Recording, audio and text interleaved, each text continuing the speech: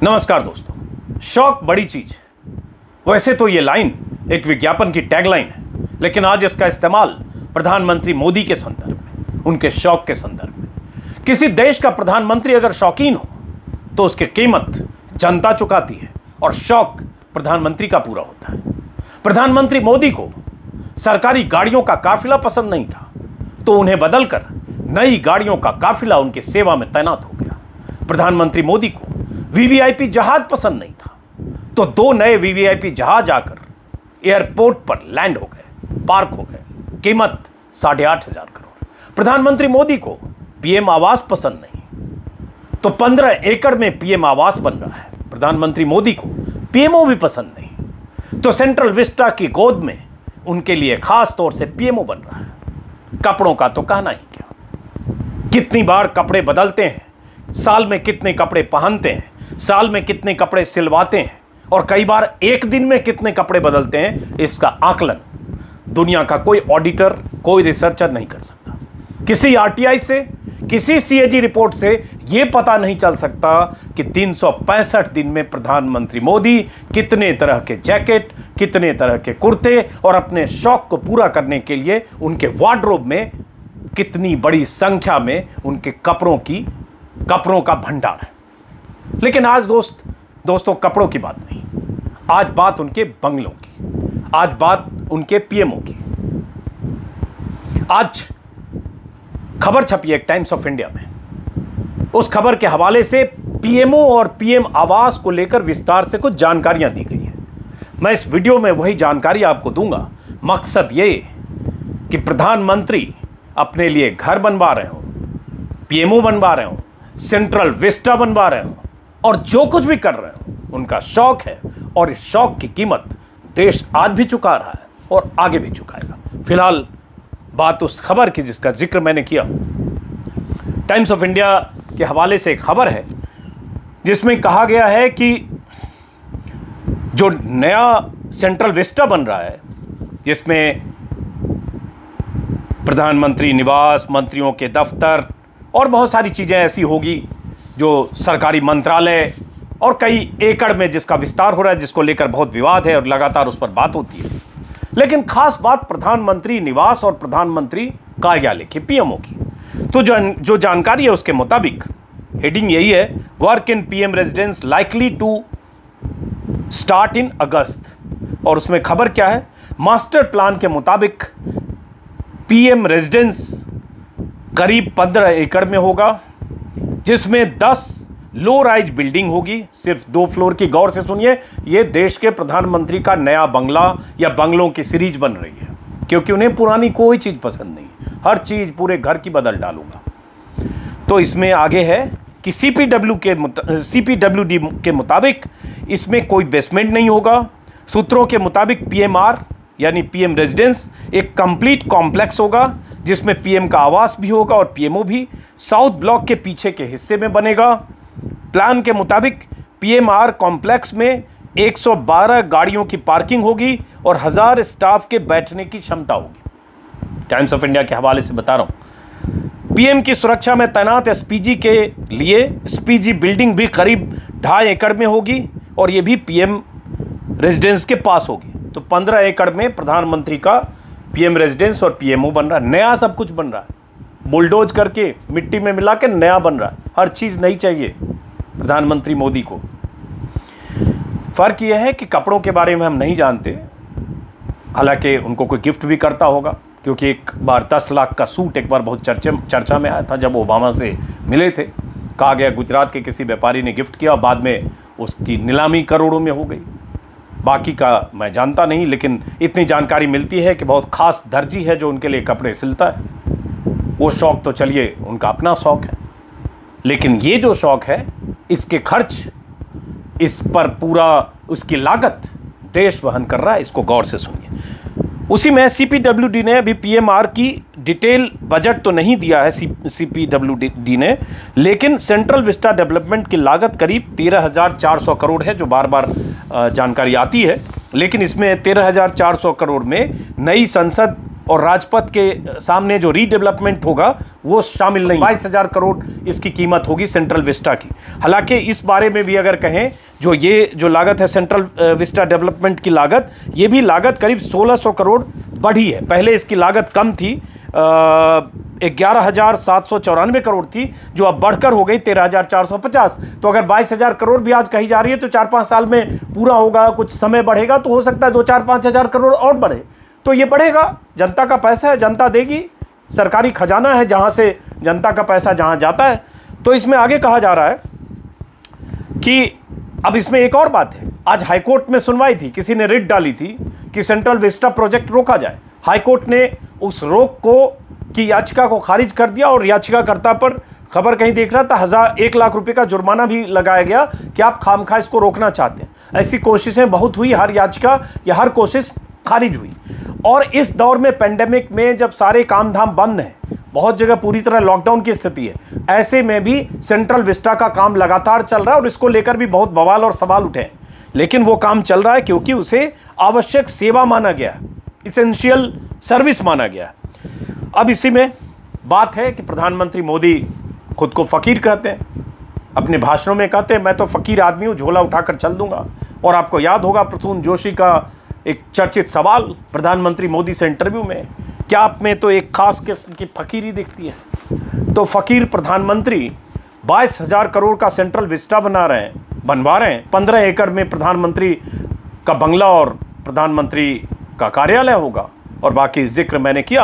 अब आते हैं कि शौक क्या है प्रधानमंत्री के, और ये शौक अगर हैं तो उसको पूरा कैसे करते हैं। जैसे जहाज, पीएम के लिए 2 जहाज बहुत विवाद में, सुर्खियों में, चर्चा में, उसका जिक्र पिछले साल हुआ था। पहली बार इस साल प्रधानमंत्री मोदी 26 मार्च को जो ढाका गए थे, तो अपने उस नए विमान से पहली अंतर्राष्ट्रीय यात्रा थी उनकी। 2 जहाज प्रधानमंत्री मोदी के बेड़े में शामिल किए गए। कहा जाता है जैसे अमेरिकी राष्ट्रपति का एयरफोर्स 1 है, उसी की तरह ये एयर इंडिया 1 है। और इसमें भी वो तमाम सुविधाएं, मिसाइल सिस्टम, सुरक्षा के तमाम तामझाम सब कुछ हैं जो अमेरिकी राष्ट्रपति के एयरफोर्स 1 में है। तो ये शौक है कि मुकाबला और तुलना अमेरिकी राष्ट्रपति से है। उनके पास अगर एयरफोर्स 1 है तो हमारे पास भी एयर इंडिया 1 होना चाहिए। 2 जहाज इस बेड़े में आए, इसके बारे में, और ये जहाज 747 पर पहले पीएम चलते थे, उसको रिप्लेस करके कस्टम मेड बोइंग B777 तैयार किया गया, B777। और एक तरह से 2 विमान हैं जिनकी कुल कीमत कहा जाता है करीब 8,400 करोड़ है, और बाकी सुरक्षा की मिसाइल सिस्टम और ये सब तो मैंने आपको बताया। इसी तरह से प्रधानमंत्री मोदी की कार, पहले जो प्रधानमंत्री कार से चलते थे, प्रधानमंत्री जब मोदी बने थे तब भी BMW 7 सीरीज की कार थी। मोदी प्रधानमंत्री बनने के बाद कुछ साल तक तो चले, फिर जहन में चूंकि हर चीज़ नहीं चाहिए, हर चीज़ बदलनी, अपना जाता क्या है, फ़कीर है, अपना तो कोई खर्चा नहीं है।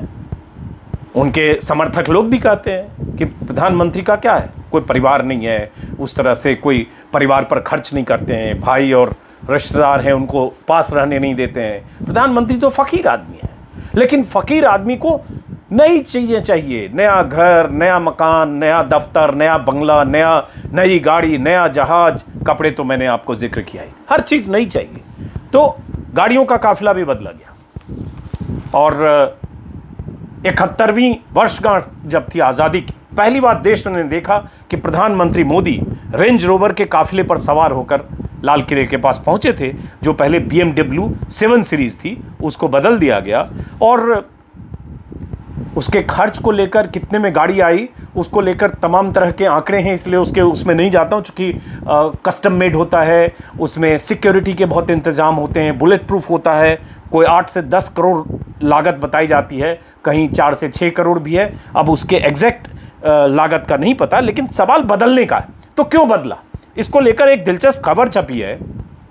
ये फाइनेंशियल एक्सप्रेस की रिपोर्ट है, 2017 की रिपोर्ट है, जनवरी 2017 की। बहुत दिलचस्प है, सुनिएगा कि क्यों प्रधानमंत्री ने BMW 7 सीरीज से रेंज रोवर पर क्यों शिफ्ट किया, क्यों काफिला बदला गया।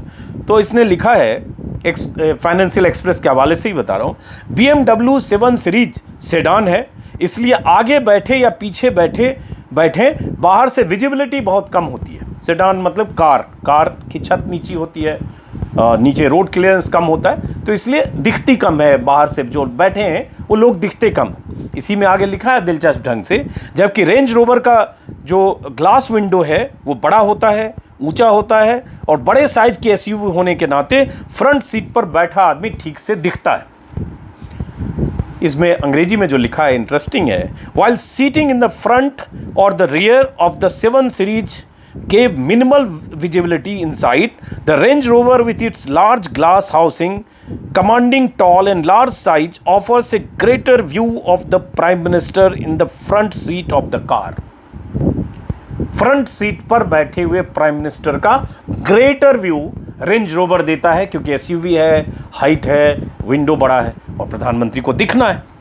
इसी खबर में यह है कि एक वजह यह बताई गई कि पीएम मोदी कैमरे पर दिखने के शौकीन हैं और उन्हें देखा जाना पसंद है, इसलिए हमेशा फ्रंट सीट पर भी बैठना पसंद करते हैं, और कैमरे की जद में रहें जब वो निकले तो उसके लिए BMW 7 सीरीज से ये जो कार है रेंज रोवर, ये ज़्यादा मुफीद है, इसलिए भी बदला गया। एक वजह ये भी है। तो ऐसी बातें बहुत कुछ प्रधानमंत्री को लेकर छपती रही है, उनके चश्मे को लेकर, उनकी घड़ी को लेकर, उनके पेन को लेकर, हर चीज़ शौक से महंगी रखते हैं। 2 लाख 2.5 लाख की कलम भी उनके पास होती है, हालांकि उसको लेकर उन्हें कोई तोहफे में देता है, खुद खरीदते हैं। इसको लेकर भी अगर रिसर्च करेंगे बहुत तरह की जानकारियाँ मिलेंगी, लेकिन मैं उस पर नहीं जा रहा हूँ, हो सकता है तोहफे में लोग देते हों। लेकिन सवाल ये उठता है कि प्रधानमंत्री मोदी 7 साल होने जा रहे हैं, प्रधानमंत्री मोदी में ये प्रवृत्ति क्यों है कि पूरे घर की बदल डालूंगा, हर चीज़ बदल डालूंगा, कोई ऐसी चीज़ नहीं जो पुरानी रह जाए, सारी बिल्डिंगें तोड़ के नया सेंट्रल विस्टा बनाऊंगा, ऐसा बनाऊंगा कि दुनिया देखती रह जाए, लेकिन ऐसा बनाऊंगा जिसमें 20-25 हज़ार करोड़ इस देश का खर्च हो जाए, ऐसा बंगला हो न्यारा जिसमें प्रधानमंत्री बैठे और उन्हें लगे कि दुनिया के ताकतवर मुल्क के एक ऐसे प्रधानमंत्री बैठे हैं जो शायद अमेरिका के राष्ट्रपति से तुलना कर सके। तो शौक प्रधानमंत्री का, खजाना देश का, पैसा जनता का खर्च हो रहा है, क्या फर्क पड़ता है। तो दोस्तों, मैंने जैसा कि पहले कहा कि जब प्रधानमंत्री शौकीन हो तो उनके शौक का खर्च देश उठाता है, जनता उठाती है। इस केस में भी अब कहा जा रहा है कि 2022 तक, दिसंबर 2022 तक पीएम आवास और पीएमओ पूरा हो जाएगा। बाकी सेंट्रल विस्टा का जो पूरा प्रोजेक्ट है, पार्लियामेंट, राजपथ, ये सब, उसमें अभी कुछ वक्त लगेगा, लेकिन पीएम का जो प्रोजेक्ट है वो पूरा हो जाएगा। तो आज से अगर देखेंगे तो करीब करीब 2 साल।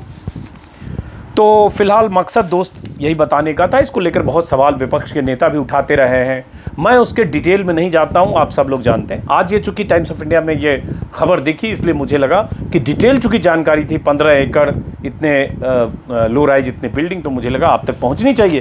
फिलहाल इस वीडियो को ख़त्म करता हूँ, फिर मुलाकात होगी किसी और वीडियो में।